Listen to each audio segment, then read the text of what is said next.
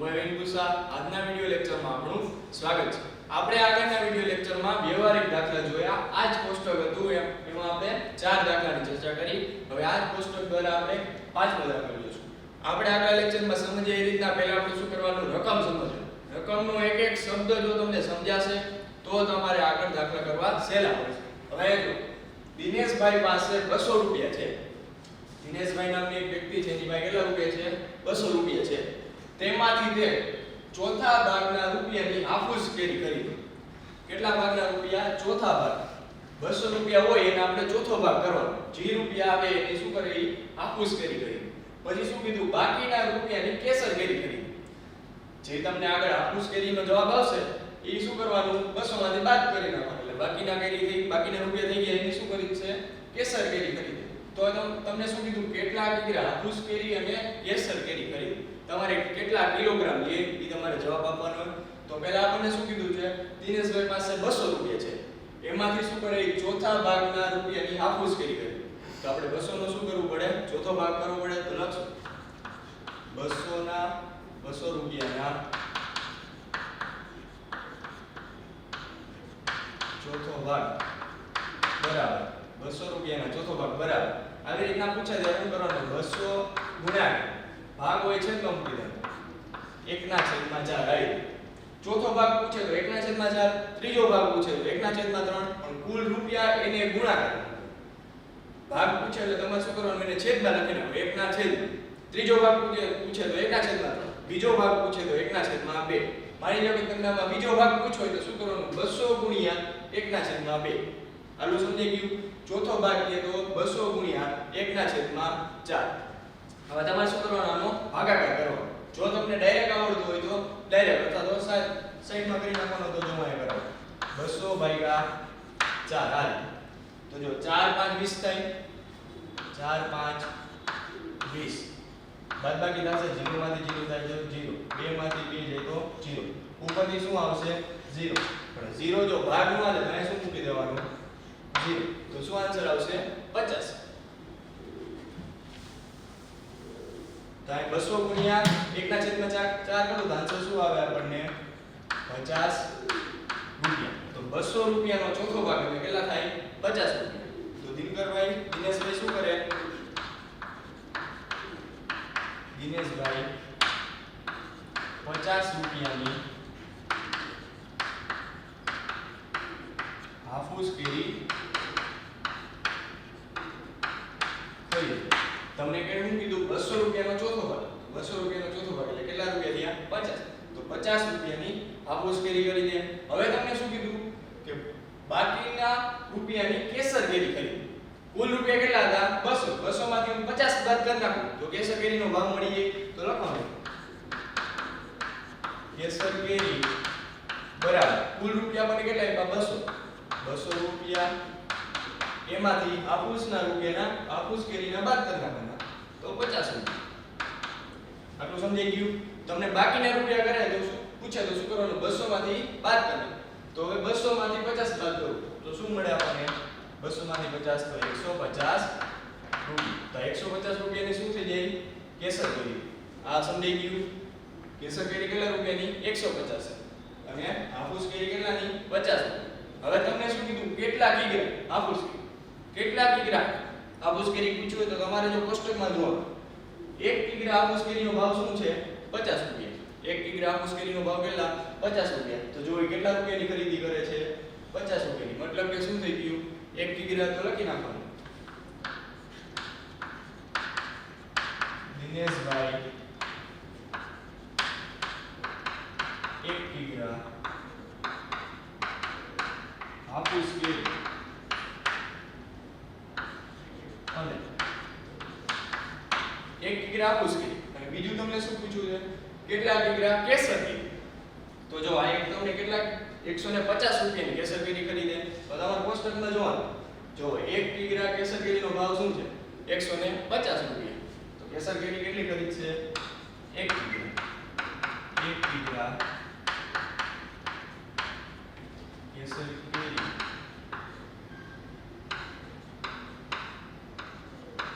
ખરીદી। દિનેશભાઈ 1 કિગ્રા હાફુસકેરી અને 1 કિગ્રા કેસરકેરી ખરીદી. તમારે આ રીતનો દાખલો ગણવાનો. પહેલા તમારે રકમ વાંચવાની, કુલ કેટલા રૂપિયા છે તો કે 200. પછી શું કીધું તેમનો ચોથો ભાગ કરો. ચોથો ભાગ એટલે શું કરવાનું? જે રકમ હોય એને ગુણ્યા 1/4. મેં આગળ કીધું બીજો ભાગ હોય તો રકમ હોય એને ગુણ્યા 1/2 અને જવાબ લઈ આવવાનો. પછી તમારે શું કરવાનું? બાકી વધેલાની શું કરે? કેસર કરી. તો કુલ રૂપિયા હોય એમાંથી જે આપણને રૂપિયા મળે એ બાદ કરી નાખવાના. તમે શું કર્યું? 200 માંથી રૂપિયા બાદ કરી નાખો અને પછી કોષ્ટકમાંથી જોયું તો ખબર પડી જાય કેટલા કિગ્રા કેસર કરી. આ રીતના દાખલા ગણવાના. હવે દાખલા નંબર 6. મહેશભાઈ 3 કિગ્રા હાફૂસ કરી. મહેશભાઈ 3 કિગ્રા કેટલી હાફૂસ કરી? અડધો કિગ્રા કેસર કરી અને અડધો કિગ્રા લંગડો કેરીની ખરીદી કરે છે. તમને શું આપ્યું? 3 કિગ્રા હાફૂસ, અડધો કિગ્રા કેસર અને અડધો કિગ્રા લંગડો કેરીની ખરીદી કરે છે. તો તેમણે દુકાનદારને કુલ કેટલી રકમ ચૂકવવી પડે? કેટલા રૂપિયા આપવા પડે એ તમને પૂછ્યું. તો જો તમને 1 કિગ્રા હાફૂસ કેરીનો ભાવ ખબર છે તો કે આ કોષ્ટકમાંથી ખબર પડે કે જો 1 કિગ્રા હાફૂસ કેરીનો ભાવ કેટલા રૂપિયા?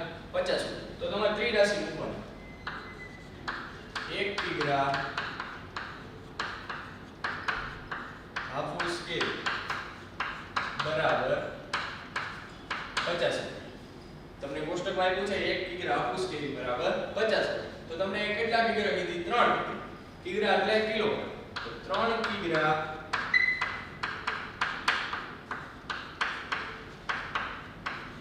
હાફૂસ કેરી બરાબર કેટલા? આપણે જે આગળના દાખલામાં જે રીતના ત્રિરાશિ મૂકતા એ રીતના ત્રિરાશિ મૂકવાની. તો હવે શું થશે? આ બે સંખ્યાનો ગુણાકાર 3 ગુણ્યા 50. આ બે સંખ્યાનો ગુણાકાર આ સંખ્યા છેદમાં 1. તો જો આવું આવે તો શું કરવાનું? મેં આગળ કીધું હતું 3 ગુણ્યા 5 કરો. 3 ગુણ્યા 5 કરો તો શું થઈ જાય? 15. અને 50 ના 0 એમ મૂકી દેવાના. છેદમાં આપણે 1 લખતા નથી તો કેટલા રૂપિયા થઈ ગયા? 150 રૂપિયા. આટલું સમજાઈ ગયું? આ જ રીતના આપણે બીજો દાખલો ગણવાનો. અડધો કિગ્રા કેસર કેરી. અડધો એટલે અડધો પૂછે એટલે 1/2 થાય. અડધો એટલે શું થઈ જાય? 1/2. જ્યારે પણ તમને આવું કહે કે અડધો ભાગ એમ પૂછે તો તમારે સમજી જવાનું કે 1/2 કહેવામાં આવે છે. તો જો અડધો કિગ્રા કેસર કેરી ખરીદી. તો આપણે કોષ્ટકમાં જોવાનું 1 કિગ્રા કેસર કેરીનું આપ્યું છે કે નહીં? તો જો હા 1 કિગ્રા કેસર કેરી બરાબર 150 રૂપિયા. તો તમારે ત્રિરાશિ મૂકવાની. 1 કિગ્રા કેસર કેરી બરાબર 150 રૂપિયા. તો તમને કેટલું કીધું છે? અડધો કિગ્રા. તો શું થઈ જાય? માટે 1/2 કિગ્રા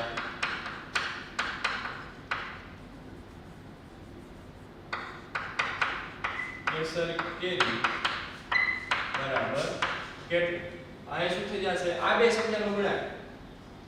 તમને કઈ કોઈ પણ સંખ્યા આપી તમારે શું કરવાનું? આ બે સંખ્યાનો ગુણાકાર. તો જો 1/2 ગુણ્યા 150.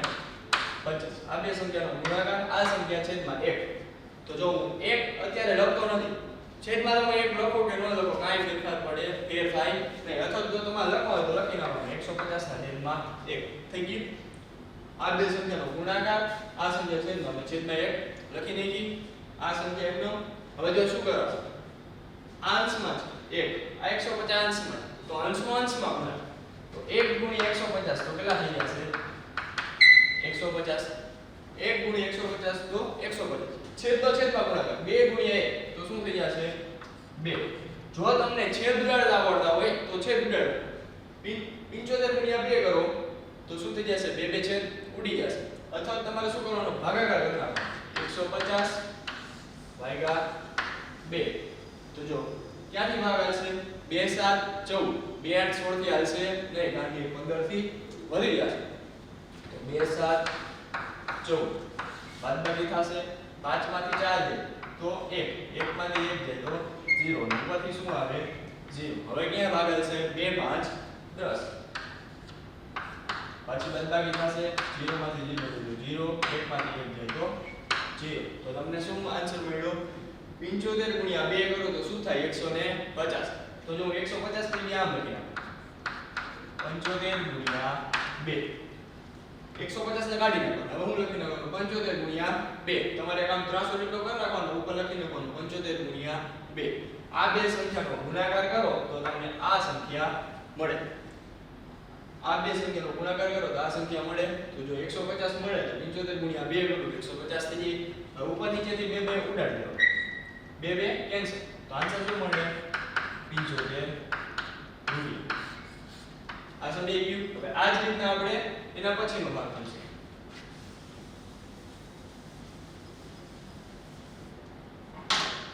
હવે જો એના પછી શું છે? અડધો કિગ્રા લંગડો કેરી. તો જો 1 કિગ્રા લંગડો કેરીનો ભાવ તમને ખબર છે કેટલા? 70 રૂપિયા. તો અડધો કિગ્રાનો મળી જાય તો પાછી ત્રિરાશી મૂકવાની. 1 કિગ્રા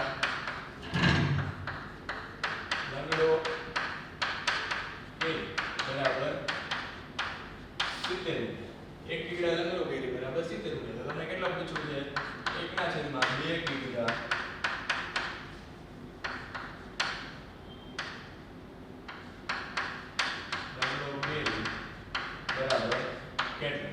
આગળ કર્યું આ બે સંખ્યાનો ગુણાકાર તો શું થશે? 1/2 ગુણ્યા 70 અને આ સંખ્યા છેદમાં તો છેદમાં 1 અંશનો અંશમાં ગુણાકાર તો શું થઈ જશે? અહીંયા 70 1 ગુણ્યા 70 તો 70 2 ગુણ્યા 1 તો 2. તો હવે શું કરવાનું? 70/2. તો જો આપણે અહીંયા કસી 70/2. તો જો 2 3 6 7 માંથી 6 જાય તો 1 ઉપરથી આવે 0 2 5 10 10 માંથી 10 જાય તો 0. તો જો 35 ગુણ્યા 2 કરશો તો શું આવશે? 70. તો હું 70 ની જગ્યાએ લખી નાખું 35 ગુણ્યા 2. 70 ની જગ્યાએ મેં શું લખી નાખ્યા? 35 ગુણ્યા 2. હવે જો 2 2 કેન્સલ થઈ ગયા તો અહીં વધ્યા કેટલા? 35 રૂપિયા. તો જો તમને ખબર પડી ગઈ 3 કિગ્રા કે હાફૂસ કેરીનો ભાવ કેટલા? 150 રૂપિયા. પછી અડધો કિગ્રા કેસર કેરીનો ભાવ 75 રૂપિયા અને અડધો કિગ્રા લંગડો કેરીનો ભાવ 35 રૂપિયા. આપણે બધા દાખલા ગણી નાખી પછી છેલ્લે એની જવાબની લીટી લખવાની. તો જો તમારે આ દાખલો લખાઈ જાય પછી નીચે જવાબની લીટી લખવાની જે હું તમને અહીંયા લખી દઉં. તો લખવા દઉં મહેશભાઈને 150 રૂપિયા. આ 150 રૂપિયા શેના મળ્યા? હાફૂસ કેરીના. તો 150 રૂપિયા હાફૂસ કેરી. પછી જો વા કેટલા મળ્યા? 75 રૂપિયા. ઈ શેના મળ્યા આપણને? કેસર કેરીના. 75 રૂપિયા કેસર કેરી અને છેલ્લે શું મળ્યા? 35 રૂપિયા. ઈ શેના મળ્યા? લંગડો કેરી. તો 35 રૂપિયા લંગડો કેરીના ચૂકવવા પડે.